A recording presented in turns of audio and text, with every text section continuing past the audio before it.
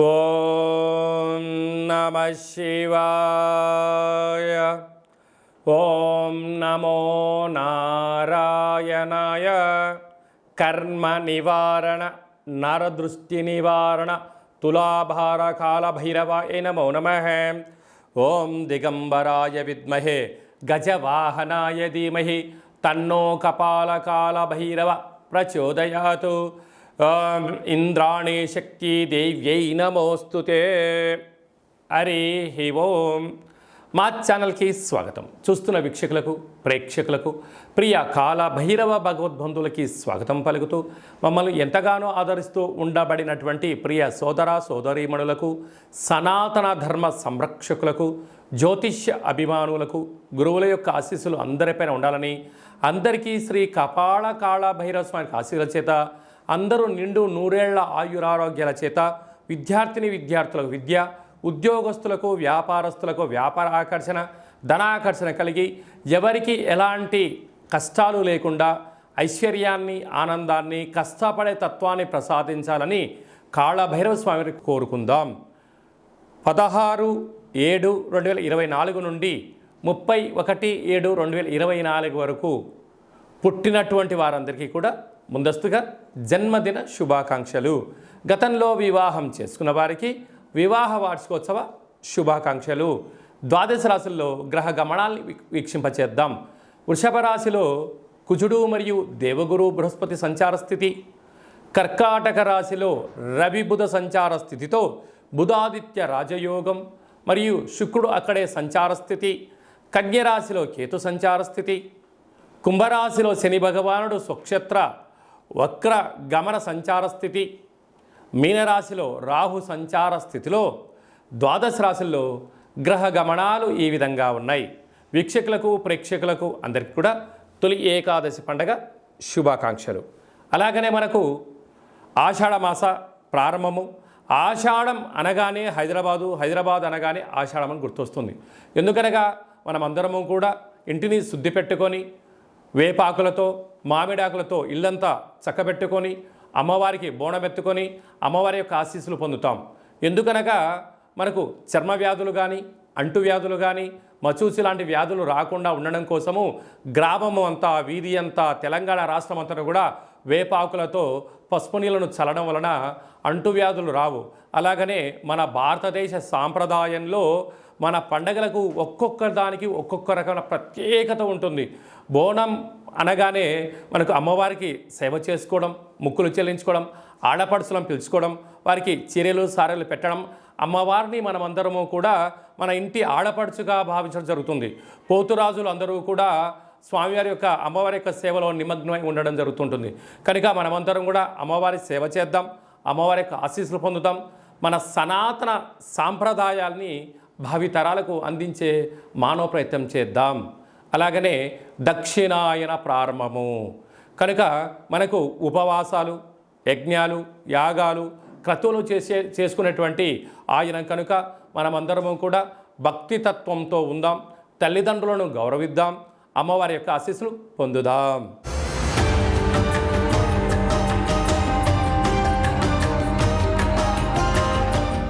July మాసంలో ద్వితీయార్థంలో ముఖ్యమైనటువంటి పండగల గురించి సవివరంగా, సంపూర్ణంగా, క్లుప్తంగా తెలుసుకుందాం.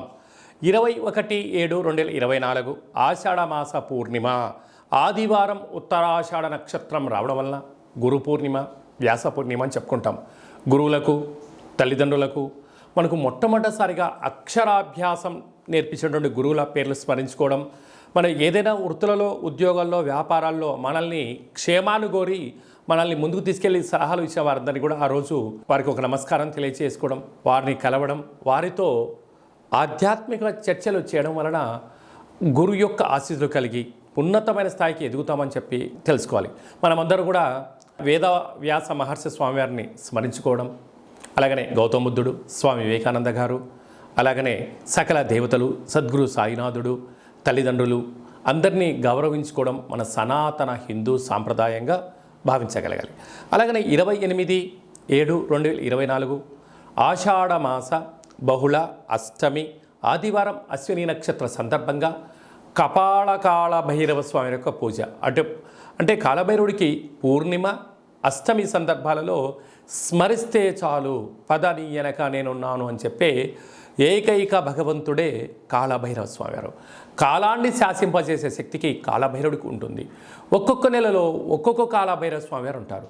కనుక మనకు ఆషాఢ మాసంలో కపాల కాలభైరవ స్వామి యొక్క ఆశీస్సుల కోసం మనం ఆయన స్మరణ, అష్టకం, జపాన్ చేయడం, దానం చేయడము, సునకపు మహారాజు అనక కుక్కలకు రోజు అన్నం పెట్టడం, కాకులకు ఆహారాన్ని, వీలైతే మద్యాన్ని పోసి చూడండి, అద్భుతమైనటువంటి నరదృష్టి, శత్రు ప్రభావాలు తొలగిపోతాయని చెప్పి గమనించగలగాలి. అలాగనే మనము కాళభైరవ స్వామిని స్మరణ చేయడం వలన, ఇంట్లో ధ్యానించడం వలన, కూష్మాండ దీపాన్ని ఇంట్లో పెట్టడం వలన, స్వామివారి యొక్క సేవ చేయడం వలన ఇంట్లో ఉండబడినటువంటి వాస్తు దోషం తొలగి విద్య ఆకర్షణ, ఉద్యోగ ఆకర్షణ, వ్యాపార ఆకర్షణ, వివాహకాల సమయంలో వధువుకు వరుడు, వరుడుకు వధువు ఆకర్షణ అవ్వడం, వ్యాపారంలో జనాకర్షణ, ధనాకర్షణ, పదవి ఆకర్షణ కలిగి మనం ఏదైతే అనుకుంటామో అన్ని అన్నింటా విజయాన్ని కలిగింపజేసే శక్తి మనకు కాలభైరవుడికి ఉంటుంది. అలాగే మీకు చేసుకోవడానికి కుదరకపోతే ఈ కింది నెంబర్ సంప్రదించినట్లయితే, మీ గోత్రనామాలను పంపించగలిగినట్లయితే కాళభైరవ స్వామి యొక్క హోమ కార్యక్రమాన్ని వాట్సాప్ కాల్ ద్వారా ప్రత్యక్ష ప్రసారాన్ని కూడా చూపించడం జరుగుతుంది. అలాగనే మీ పేరుపైన స్వామివారికి అభిషేకము, కూష్మాండ దీపము, సునకము మహారాజుల వరకు కుక్కలకు మీ పేరుపైన ఆహారాన్ని ఏర్పాటు చేయడము, కాకులకు మీ పేరుపైన ఆహారాన్ని, మద్యాన్ని కూడా దానం చేయించేది కూడా మీకు వీడియో కాల్లో కూడా చూపించడం జరుగుతుంది. కనుక ఆసక్తి గలవారు ఈ కింది నెంబర్ సంప్రదించగలరు. ఇంకనూ మనం విజయం సాధించగలగాలి అన్నట్లయితే ఈ యొక్క పాత్ర కంచు పాత్ర అంటారు. అంటే మనకు రాసులు 12 ఎలా ఉంటాయో 12 రాసులను ఇందులో అచ్చు వేయడం జరుగుతుంటుంది. ఈ పాత్రను మనం ఇంట్లో పెట్టుకొని ప్రతిరోజు ఉదయం పూజ చేసిన తదనంతరము మనసులో మనము చిన్నపాటి కోరికను కోరుకొని ఇలాగా శబ్దం చేసినట్లయితే ఓంకార శబ్దం రావడం జరుగుతుంటుంది.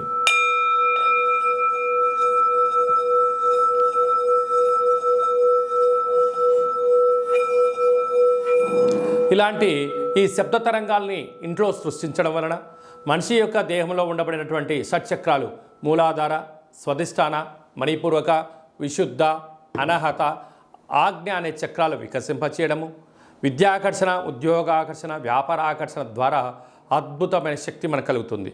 అలాగనే తంత్ర ప్రయోగాలు కానీ, తాంత్రిక ప్రయోగాలు కానీ, దుష్ట ప్రయోగాలు కానీ, నరదృష్టి యొక్క దోషాలు తొలగిపోతాయని చెప్పి గమనించాలి.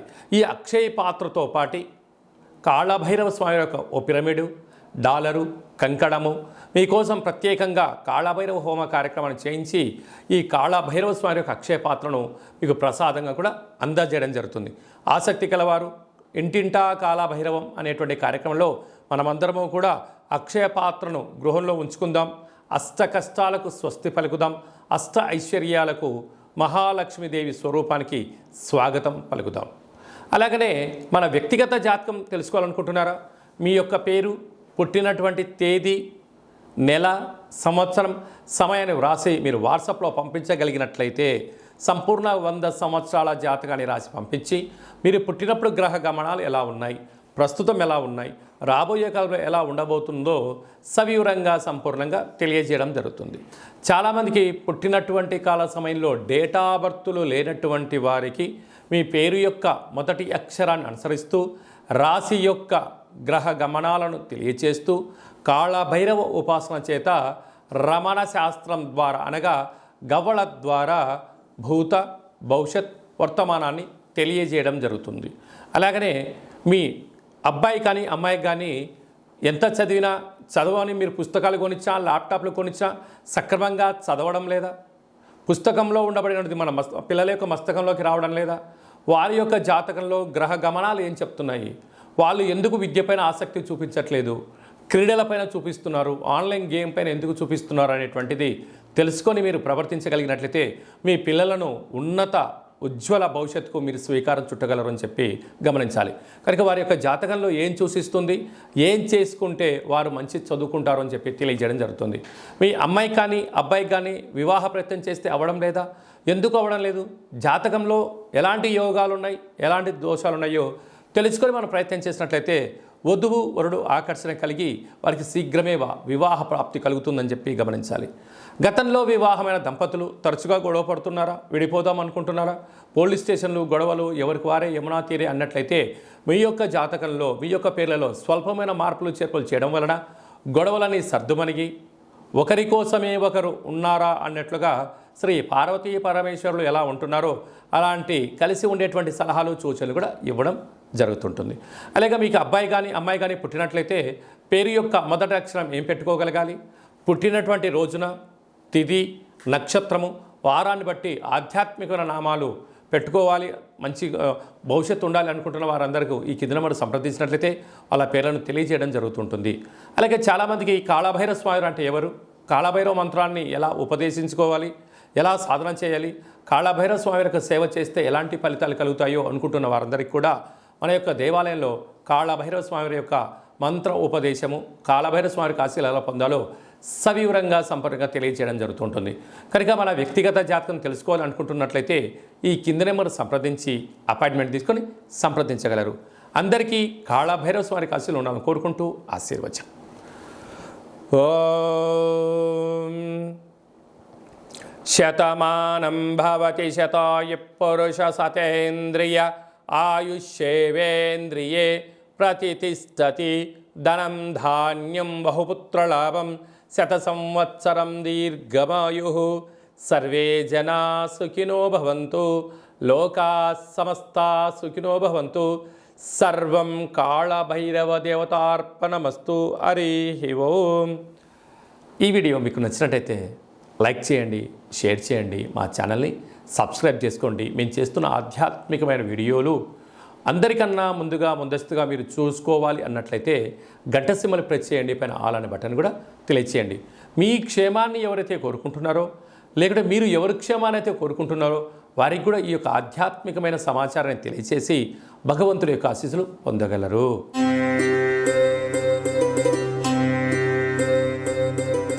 సింహరాశి వారు ఆషాఢమాస పూర్ణిమ బహుళాష్టమి సందర్భంగా ఐశ్వర్యం కలగాలంటే ఏం చేయాలో ఈ వీడియోలో సవివరంగా సంపూర్ణంగా తెలుసుకుందాం.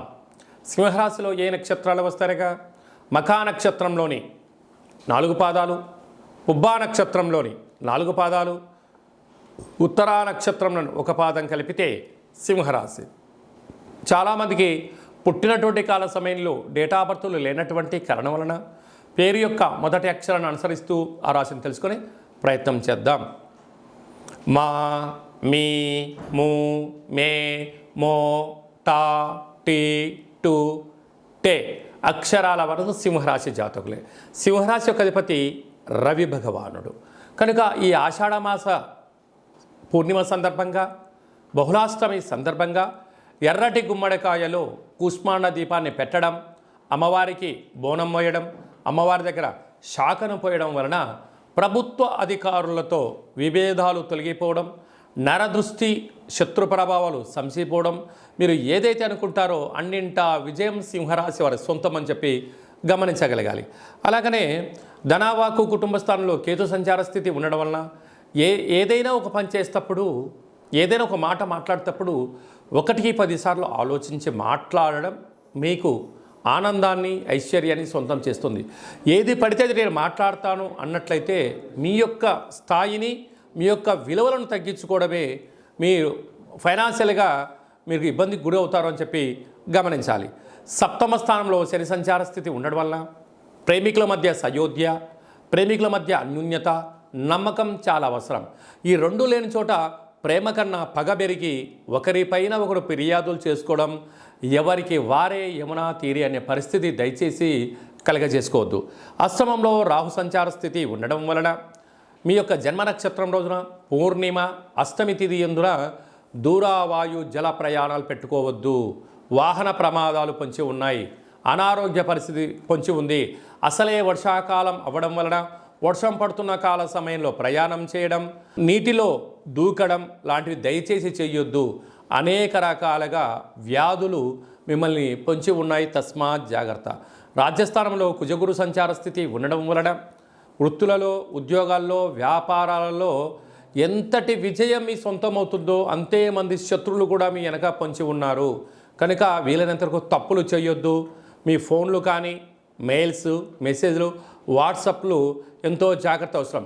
లేకపోతే బ్యాంకు యొక్క లావాదేవీలు, ఓటీపీలు దొంగలించబడి మీరు అనేక రకాల ఇబ్బందికి గురయ్యే అవకాశం చాలా అధికంగా ఉందని చెప్పి గమనించాలి.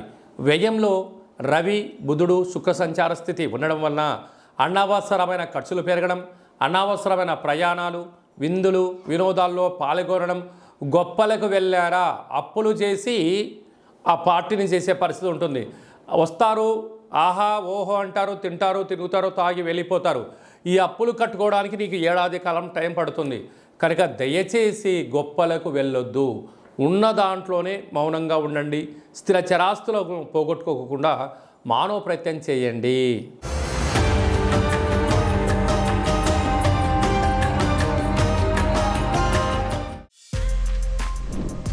For more videos like this, subscribe Big TV channel.